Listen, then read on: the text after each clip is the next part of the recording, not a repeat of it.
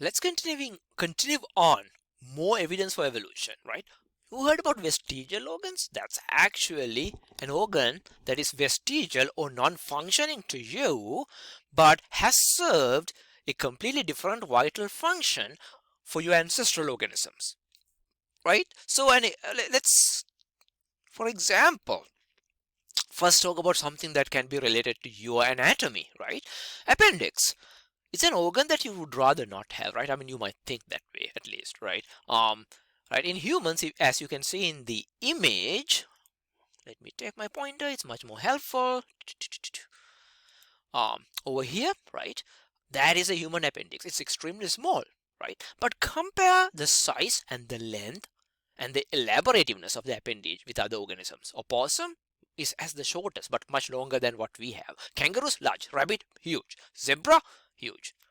Koala, huge, right? So because appendix, in the mammalian evolutionary ancestry was, sort of the waste bin, right? Whatever the things you cannot digest, rocks, um, debris that are undigestible, like, kind of ends up there, right? And you keep eating and you live longer as a mammal, so you have to have a larger organ to hold all that garbage. There is no way of, like, I mean, it's not like, you can empty the appendix once in a while, right? So there should be some storage space, right?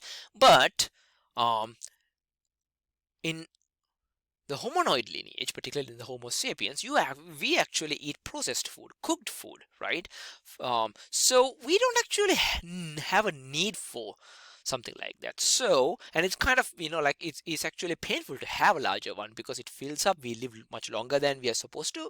So you actually, have to do a small operation to remove it. I mean, if you have had appendicitis, you know what I'm talking about, right? Um, like when you actually have appendicitis, which is a situation where that particular tiny little thing is filled with too much waste, it kind of hurts quite a lot. So through evolution, that structure has been less useful, less adaptive to have it. So over, the period, it actually has shrunk. And actually, for a long time we thought, it's actually completely non-functional, but now we have enough evidence to support that it actually is not functional. It is no longer performing a supportive function for the digestive system. So so the so-called vestigial structures could either completely lose their functional integrity, become like kind of a quote unquote like a carryover um, organ, or assume a completely different function. Appendix A is believed to serve as a storage organ for your gut flora, right? Let's assume that you are sick and you are taking an antibiotic. That antibiotic can kill your friendly gut flora, right? That is living in your gut as a symbiote that actually is helpful to you, helps you to digest stuff, helps you to absorb stuff, protects you from other infections. But once in a while they cannot help you. Some other bug gives you trouble, you take antibiotics, and that antibiotics not only kills the bug that gives you trouble, but it kills your friendly microbial friendly gut flora. So there is kind of a reservoir of gut flora occupying the appendix. So whenever, for some weird reason your gut flora dies, the recolonization happens from the appendix. The second one is actually, it has a large prayer patch, which is actually a part of your immune system, right? So it also might have assumed some sort of a supportive function to the immune system by supporting the Preyer's patch, which supports protecting your body from other pathogens. So, like, it's interesting stuff, like I can talk to you more about it if it interests you. Other examples of vestigial organs. Look at aquatic mammals like cetaceans, dolphins, whales, right? They actually are no longer, the what happens to their hind girdle, right? The pelvic girdle. Well, it is not gone. It's actually left to such, small vestigial organs, like very few slivers of bones. And it is present. It's not completely gone, right? Like Lamarck, according to Lamarck theory, these should completely disappear, right? But it's not happening. So as a whale or as a dolphin, actually having hind limbs are not beneficial, right? It's actually a disadvantage because it creates a drag force. The flippers itself are good enough to, create to steer themselves. The tail is robust enough to generate the propulsive power. There's If you have hind limbs or hind flippers or a girdle system, that's a disadvantage. So that particular trait has been, kind of been driven towards minimalization over multiple generations, right? So that's why whales actually have lost or are in the process of losing their hind limbs and the pelvic girdle because it's no longer useful for their lifestyle, right? Hence you see vestigial organs.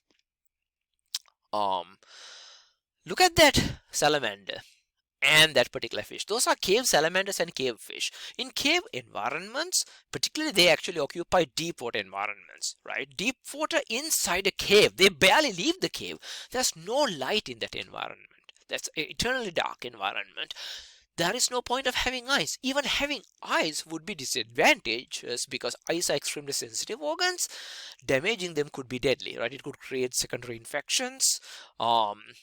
So these organisms, these cave fish and cave salamanders, have either completely lost functional eyes or have vestigial eyes, right? They have eyeballs, but they are not functioning. If you look at this tiny dot in this salamander, that's their eye. It's not functional at all. So vestigial eyes, I'm careful, vestigial appendix and vestigial hind limbs / pelvic girdle. Evidence to support that us humans are descending from mammals that actually had large appendix, right? Cave fish and cave salamanders are descendant of salamanders and fish that actually had functional eyes. Whales and dolphins are descendants of terrestrial mammals that had pelvic girdles and limbs, right? So their current lifestyle does not require those organs or could be maladaptive to have those organs. So evolution favors losing those traits or modifying those traits into something else, right? All right, let's move on. More examples of evolution. In this image, you are looking at the early embryonic stages of fish, salamander, turtle, chicken, rabbit, humans. All of those are vertebrates, right? But look at how similar, right, their embryo is. Early embryo is indistinguishably similar, right? Well, as the embryonic development continues, then you start seeing differences. The lower set of images actually shows those differences, right? But even though, right, in the latter developmental stages, except for what's happening with the yolk sac, this big huge thing, right? Still, you see some basic fundamental gross similarities of the embryo itself. Why? Because all vertebrates, fish, salamander, turtles, chicken, rabbit, human, all of those are vertebrates. They shared one single common ancestor. As a result, their embryonic stage, early embryonic stages in particular, are not that morphologically different. They have the head-like structure, right? The appendages, gills, and the tail, right? They are quite, very, very strangely similar. In fact, developmental biologists, are not afraid to say that a particular animal's embryonic development is a rapid progression or kind of shows a rapid progression of their entire evolutionary history. And I would not disagree, right?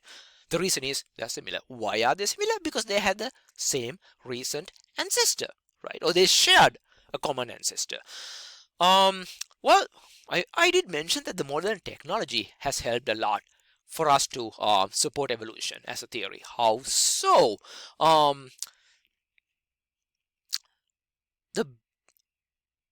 If you look at the sequences of the nitrogenous bases, right, of different vertebrates, right, if you compare, it across, chimps versus humans, right? The sequences are quite similar, right? There are only very little differences in terms of the arrangement of the sequences. The same thing, very similar. high degrees of similarity of nitrogenous bases in certain genes between humans and chickens, right? And actually, if you create hybrid, you can actually splice these up and create hybrids, right? Simply because like those three species actually share, right? No, not hybrid individuals. I'm talking about hybrid DNA, right? So you can actually create stable hybrid DNA, right, by kind of admixing source DNA from different vertebrate taxa, right? So humans, chimps, and um, humans and chimps shares a very close ancestry. So they actually have a lot more matching base pairing. If you look at those base pairing, lots of them match, right? But if you look at the hybrid DNA between human and chicken, yeah, they still match, right? But to a fewer degree than chimp and human DNA hybrid. Why?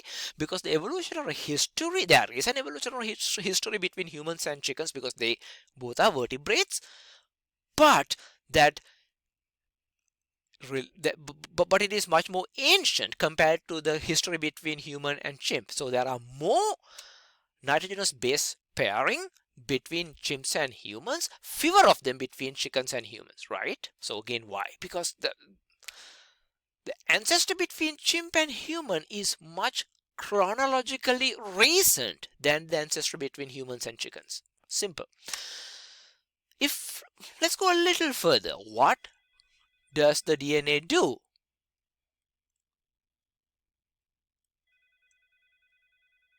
More evidence comes in if you look at the amino acid uh, composition, right? So what does DNA do? Well, DNA encodes information with respect, they encode information in nitrogenous bases, right? Nucleotides, and they encode information, right? A single set of nucleotide, 3 of them, right, makes up a codon, and that actually carries information for a single amino acid. A set of that actually carries information encoded to synthesize a particular protein or a polypeptide, right? Or an oligopeptide in certain cases. So in other words, it encodes information for the building blocks of proteins. But if you look at these amino acid sequences across different groups of animals, if different groups of organisms, between certain pairs, you actually see very high similarities between chimpanzees and humans, right? The amino acid sequence is interestingly similar. Like there is absolutely there's no differences. Like we both encode information for the same set of amino acids. If you go to rhesus monkeys, we get one amino acid that differs in the sequence, right? It's not amino acid being similar. Remember, biologically there's like a set number of amino acids, right? There are so I'm not talking about amino acids being different. I'm talking about the sequences for amino acids being 100% similar between chimps and humans, rhesus monkeys and humans. The sequences differ once, right? Rabbits a little bit more, right? And the further down you go in the evolutionary tree, when you reach to non-animals, you see more differences, right? But the closer you get in terms of evolutionary ancestry, you see more similarities in the amino acid sequences, right, to encode information for cytochrome C. Now you can ask the question, okay, why cytochrome C? Well, because cytochrome C is a very conserved, highly conserved protein that is essential in cellular respiration, right? And it plays a role in cellular respiration. So you would expect to find that in any kind of a organism, right? Both, at least in all eukaryotes, right? So it's a highly conserved protein, but its amino acid sequences are going to differ because there are many ways to synthesize a single protein. You don't really require the same set of amino acids, right? There are many ways to make the protein. So chimps and humans make that protein in exactly the same way, right? They use the same amino acid sequences, almost the same between us and rhesus monkeys, right? A little bit difference in us and rabbits, right?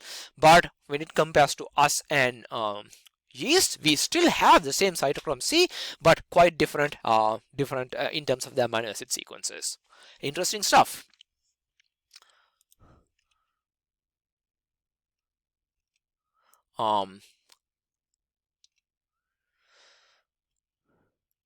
So biological evolution, right, and natural selection, like what is the connection between those two? Biological evolution is the process, a universal biological process that is responsible for biodiversity across the planet Earth. So genetic differences exist between different species, right? Even within different individuals of the same species, right? So because of that, the characteristics, even within the species and definitely among different species, differ, right? Those differences that are actually arising because of genetic differences are considered traits, right? Or phenotypic traits, to be more precise. Some traits that are elicited by the genetics, right? And if they elicit beneficial, they turn out to be beneficial for their success in survival and success in reproduction, right, under given environmental conditions. So remember, right, genes itself does not drive evolution of trait. It's combination of genes and the environmental condition that collectively elicits expression of a particular trait as a phenotype. Since certain traits are beneficial, right, and meaning that those genes encode information to produce beneficial traits, right, those genes are beneficial, and so because of that, if the environmental conditions, are unchanged between the parental population and the subsequent generation, right, those genes will be inherited, right, will be passed from the parental to the younger generation. Over time, right, changes occur in the genes, changes occur in the allele frequencies, right, within a particular population, right? And that can happen in different ways because of the environmental change or due to random changes in the survival of individuals, random changes of the reproductive success of individuals, right? Both collectively will actually result in changes in the allele frequencies, resulting in population scale change in the genome, which means the individuals will also continue to differ in terms of what genes they carry. So if the environmental conditions, right, remain as is, the number of individuals possessing the beneficial traits will increase in the population, right? The reproduction will continue. The beneficial traits will remain beneficial if the environmental conditions do not change. The beneficial traits are going to be beneficial in subsequent generations. So the same set of alleles that encode information to produce beneficial traits will be passed from one generation to the other, because at the same time, if there's a particular set of genes that encode information for a less beneficial trait, right, they will not be effectively passed from one generation to another, right? So beneficial genes or beneficial traits will increase in frequency. Less beneficial traits will actually decrease in frequency. So as a result, over time, right, given the environmental context, the genetic profile, allele frequency of a population will continue to change if there's enough time left, right? And if the changes in the allele frequencies are large, so large that actually it eliminated certain genes, certain alleles from that population, right? Then of course you actually will have a new species arising from the ancestral stock, right? So now, okay, what is natural selection? So according to Darwin, which is actually as also supported by the evidence that we have today, natural selection has certain requirements. There are certain biological requirements for natural selection to operate. Individuals must vary among each other, right? Even within a species, different individuals of the same species must vary in terms of their traits, right? And in terms of their variable fitness. Fitness for what? Fitness for survival and fitness to successfully reproduce, right? And I just explained what encodes information for that variation, genetics, right? It's interesting. Darwin didn't know about genetics, but what he said about the heritability is true, right? So, and that variation must be heritable. That's what Darwin said. Variations that confer variable fitness in survival and sexual reproduction should be heritable. So that's why the variation should have a genetic background, right? Or the variability should be encoded in the genome. Some variants on average, right, must have a greater survivorship and or a greater success in reproduction, right? So those traits, right, that actually confer enhanced survival and better reproductive success are considered adaptive traits, right? So those individuals that carry these adaptive traits, right, will produce more offsprings. They will, or rather you can say they actually will mate more frequently. They will mate with better females, right? And they will sire a lot of offsprings, and those offsprings will also survive to a greater extent.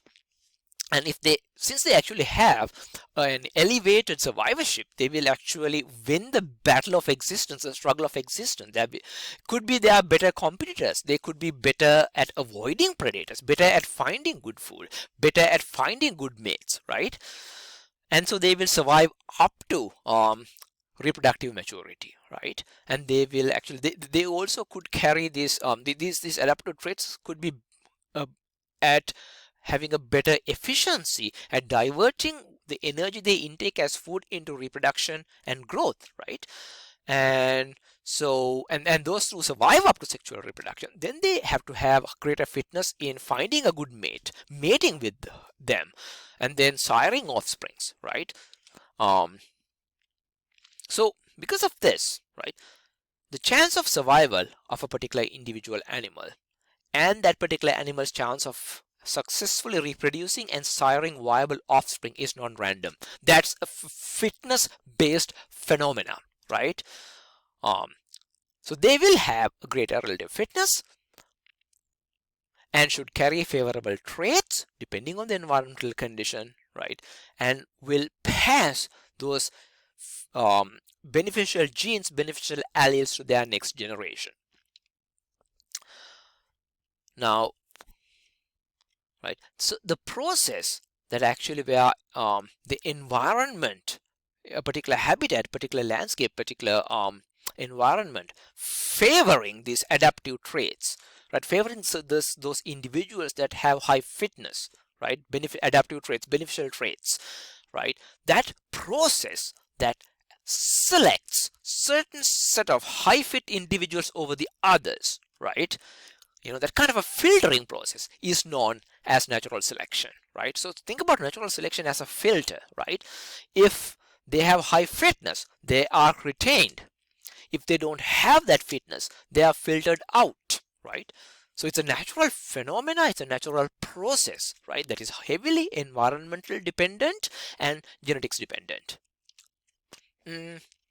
So natural selection has a genetic basis, right? The heritable traits, the high fitness traits, are the information for that are encoded in the genes, in the DNA, right? In certain cases in RNA. In other words, the adaptations, right? Traits that increase the fitness of an individual, right? Fitness to survive and reproduce, you know, comes from a genetic basis. So over multiple years, over multiple reproductive turns, frequency of these favorable traits, adaptive traits, will increase across different generations, right? The traits that are maladaptive, what happens to them? The maladaptive or less profitable, less favorable traits will decline in the frequency across generations. Hence, gene frequencies, right, that generate adaptations, you know, benefits will increase in frequency. Those who do not will decrease in frequency, right? So evolution, because of this observation, because of how natural selection operates, evolution can also be viewed as, earlier I mentioned, it's actually how organisms descend with modifications from their ancestral stocks. Another way to define evolution is actually changes in genetic characteristics of a particular population over time. Changes in genetic frequencies, changes in allele frequencies over time is also can be defined as how evolution takes place. Natural selection, I kind of defined it earlier, but let me redefine it in different words. Natural selection is the process where individuals with certain useful, beneficial, adaptive traits results in greater fitness to survive and to reproduce successfully than other individuals of the same population, right? Being selected to represent the next generation is the natural selection. Okay, again, natural selection is the process where individuals that carry certain beneficial adaptive traits that results in greater fitness for survival and successful reproduction are selected to represent the next generation, to pass to reproduce for the next generation is actually natural selection. So interesting question. Okay, so where does natural selection exert its selective force? Is it at individual level? Is it happening at populations of a particular species? Or is it happening at species level? Is it happening at what genetic level? So it actually does occur. It's a very complex question to answer. Yeah, it could act. Could it act at genome level? Of course.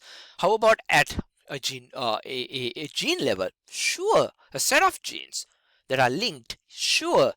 Could it exert its pressure on a single population? Sure. How about over species across other species? That can also happen.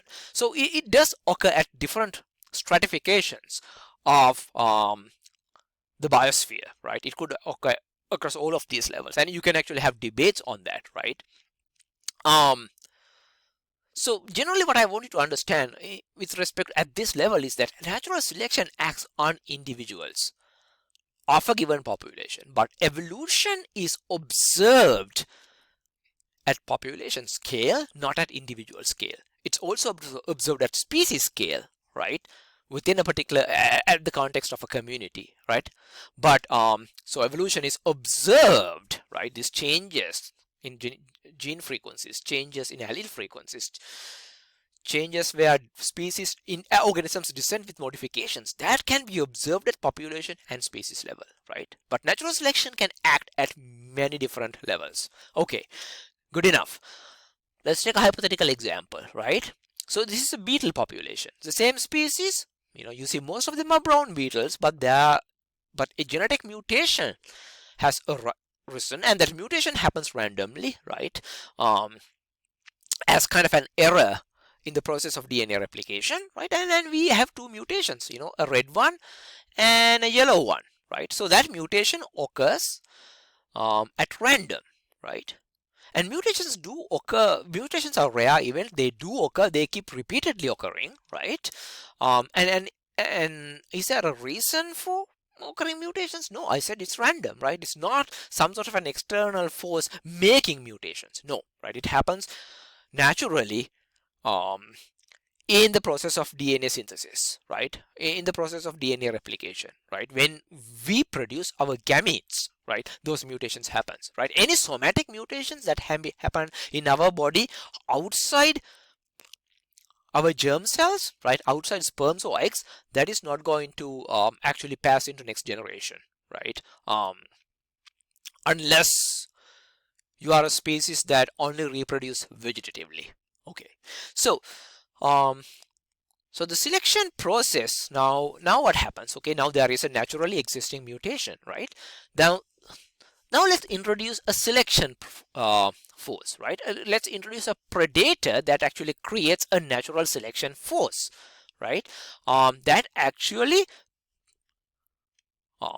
feeds on or prefers to eat the brown beetle, maybe because those beetles occur in the because like they actually tastes better, maybe because they actually are less toxic. Maybe the red one is toxic, maybe that's why it is red, right? So for different reasons, the predator feeds exclusively on the brown beetle, right? So the brown beetle frequency over multiple generation declines. Not many of them survive. Not many of them survive up to reproductive maturity, and those that breed, those offsprings that breed, are not going to have a greater survival risk. So the brown beetle the brown trait declines in frequency.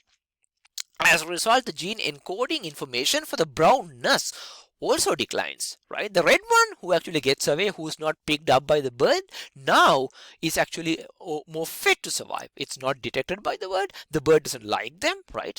So the red color becomes an adaptive trait that enhances its survival, right? Maybe red beetles are also preferred by other females, so they actually get a greater opportunity to reproduce, right? And since it's heritable, the redness is passed to the offspring, right? So the offsprings are also red. So over the time, what happens is actually the red beetles increase in frequency. Another thing that you might observe is that different colors arise, right? Sometimes those colors persist, sometimes those colors do not, right? So I don't see this yellow color reoccurring again, right? So some mutations may not persist throughout multiple generations, right? And new mutations can actually arise. Look at this beetle with the black dots, right? So, and what will happen to, will this continue on where you get 100% red beetle? Of course it is possible. If the predation pressure continues, that's what's going to happen. Now think how speciation can happen. What if the red beetles only mate with the red beetles? What if the brown beetles only mate with the brown beetles? Then you will eventually have two different species, right? Because mate recognition is driven by the color, and the color is connected to survival, right? So if this beetle population segregates, one into predation heavy, another predation free environment. Predation free environment will only have brown beetles. Predation risk environments will only have red beetles, and those will not intermingle with reproduction. So over the time, the red beetles becomes a different species. Brown beetles can become a different species, and they will continue to evolve different mutations in this segregated population. So you can think about how natural selection drives evolution, and how that can even go even further into creating new species. So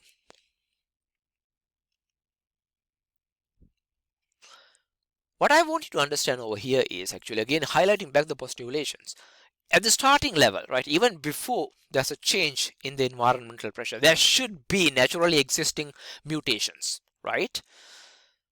And with the introduction of the natural selection pressure predation, what you see is population shifting from a certain frequency of traits to a completely different frequency, right? That's what evolution is about, right? I wanted to, towards the end, bring up really interesting examples, case studies, to explain how evolution can happen relatively faster, right? We might think, when I explain evolution, I kept about mentioning about the gradualism. I gave you examples where things happen over millennia. So you might ask the question, does evolution require like millions of years, thousands of years? Not necessarily. Can new species arise in a shorter period of time? Well, so new species might require a little longer, but evolution can happen in shorter time frames. Let's talk about an example. Right here, the subject is about the blue moon butterfly, right, that occur in the Samoan Islands. Now, this butterfly is suffers from an infection, from an Wolbachia infection. This unicellular organism to the right is actually that bacteria. Wolbachia is a bacteria, right, that infects arthropods, right? And in fact, it's kind of weird. It actually, this particular strain selectively kills male embryos, right? So infection spreads into the developing embryo. The female survives, males do not, right? So in females, does the bacteria infects the females? Well, it does, but it doesn't kill the female. It lives symbiotically in the female ovaries, right? When she reproduces, it goes into the ova and then infects the embryo, but it's a male, kills it. Female stays in secretly.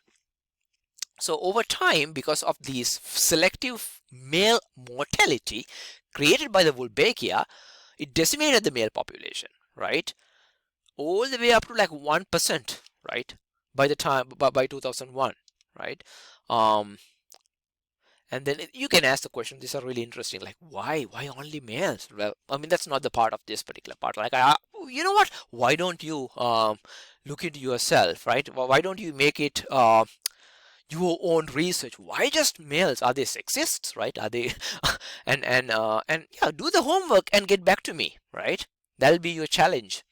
um so by 2006, in half a decade's time, that's about 10 butterfly generations, right? The male population actually recovered from 1% to 40%. How on earth did the male fight back, right? Well, well, because they actually evolved a mutation, which actually kind of was able to resist the negative impacts, right, of the Wolbachia bacterium, right? It creates an immune reaction, right, um, that happened through mutation that occurred in the butterfly population that created immunity in males, right? Um, that comes about because of a mutation, a genetic mutation. Now, that is evolution, right? There was no resistance from the male population in 2001, right? And very high resistance. Nearly half of the males actually, half of the individuals in the population seem to have immunity, nearly 40%, 1% to 40%, right? So within 10 generations, in 5 years, right, you see evidence of microevolution, right? It created, right? There. So what happens over here is that 1% surviving. Why did they survive? Why 1% survive? So actually, the mutant form existed in the blue moon butterfly, but that frequency was lower. Why? There was no Wolbachia. When Wolbachia infection started, it created a new natural selection pressure, right? So that natural selection pressure increased the frequency of the mutants. Why? The mutants were able to survive the Wolbachia infection, right? So there, that becomes, for the mutant forms now carries an adaptive trait. It's an immunological trait, right? That helps them to survive, and they survive up to reproduction, and then this higher offsprings inherited the mutant allele, mutant gene. So they are also immune to Wolbachia infection, right? And then what happens over time, that mutant allele increased in frequency up to a certain level that the Wolbachia cannot survive, right? Um, and ultimately, until Wolbachia, until blue moon butterfly actually had, a greater number of males that are immune to it, carrying that particular mutant allele, right? So very interesting. Now to one of my favorite animals. By the way, I like butterflies too, right? That's actually one of the organisms I used to study when I was in college. Um, Cane toads. It's an invasive species, right? That actually invaded Australia, right? And those are extremely large, humongous toad. Look at the size, right, compared to a human hand. What do? They actually eat other vertebrates. They eat other amphibians, other small reptiles, other birds, mammals, right? Created a huge problem in Australia because they don't have natural predators, and also they are toxic, right? So there was no, that's why they don't have natural predators. None of the naturally existing predatory vertebrates or invertebrates in Australia were able to feed on it, right? um, they were introduced to Australia for the purpose of pest control. The intention was for them to eat agricultural and medical pests or veterinary pests.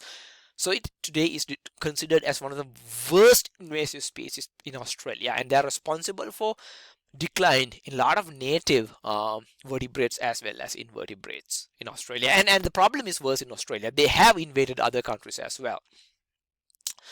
Over time, right, what happens is actually the invasibility of cane toads have increased. They first started colonizing the coastal part of Australia, right? And over time, they actually spread faster than the Australian conservation authorities anticipated. Australian conservation anticipated, oh, they will invade like 5 more miles inland in next 5 years. Well, they invaded 5 more miles, but it only took like a couple of more years, right? So they invaded faster, right? They actually spread much more faster to a greater area in Australia. Why? How did that happen?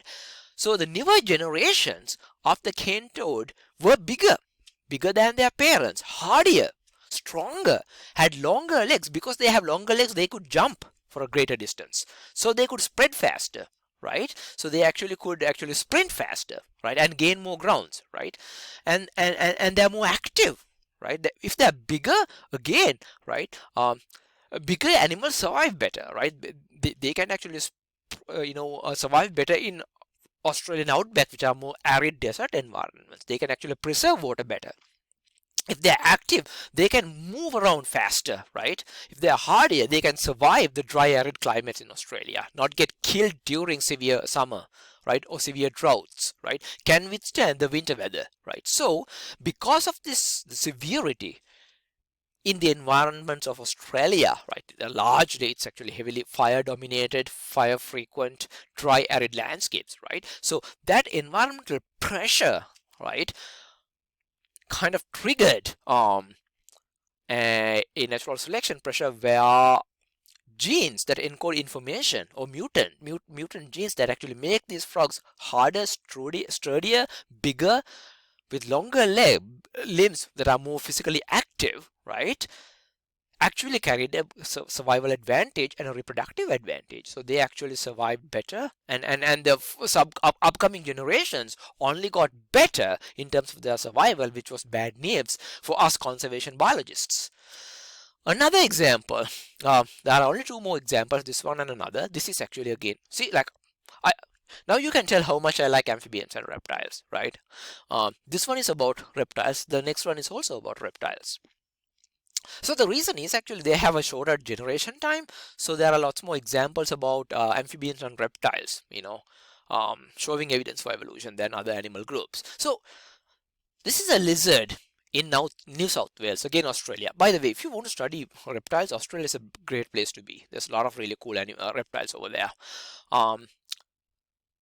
So these lizards, they appear to be undergoing biological changes in Australia in terms of from ancestral stocks laying eggs, like egg laying, where the young hatches out of the eggs, we call them oviparous, to live birth, which is actually called viviparous, like us mammals do, right? So these are skinks. That's actually the reptilian group. Their name is the yellow-bellied three-toed skinks, right? So the skinks living on the coastal, coastal environments, coastal Australia, they tend to lay eggs. Well, the coastal Australian environments are relatively warmer, right, and predictably warmer, right? So their burrows in which they lay eggs, right, are actually, they have the optimal environmental condition that supports incubation and embryonic development. So laying eggs is fine. The environment creates a thermally favorable optimal environments. But skinks that colonized cooler mountains, higher elevations, right? The ancestral stock is actually the coastal population, and some of them migrated to nearby mountains, right? Can you see those yellow dots all over? The red are actually the ancestral stock. The yellows are the mountains, right? Those who colonize the mountains, right, are living in more cold environments, particularly in the nighttime it was colder, right? So the temperature was relatively unstable, unpredictable. So it is more beneficial to keep the embryos inside the mom's body until they hatch, right? So a mutation arise that actually supported, or rather a series of mutations arise, right, after a long period of time, that actually favored live bearing, right? So those live bearing individuals obviously survived, right, and those who are actually hatching out of eggs have a lower survival risk. Maybe the eggs died due to colder environments. Maybe the hatchlings did not survive the colder mountain environments, whereas there was a greater fitness that emerges as a young from the mom, right? Maybe there was less predation when they emerge as a live tiny lizard. So there were many advantages for live bearing. So that particular trait increased in frequency, right? So today, right, the coastal populations are all, like exclusively egg laying. Inland cooler mountain populations are nearly exclusively live bearing, right? See the same population, ancestral population, right, diverging into two different phenotypes. Evolution in front of you. Last but not the most least important, right, but the last example and the last lecture of this topic. In 1971, right, about 10 Italian wall lizards, the guy you see in this image, they were introduced experimentally, by the way, right, not unintentionally, experimentally. They were introduced into some Italian islands, right, that are off the coast of the mainland Italy, in the Mediterranean Sea, right? So they were introduced into a new environment where we did not historically occupy, right? And then, of course, you actually let them, they continue to reproduce, they continue to survive after the initial introduction, right? After several generations, multiple generations, right, striking differences were noticed between the original ancestral stock of the Italian wall lizards and the introduced population, right? Differences in head shape, head size were observed first, right? And of course, so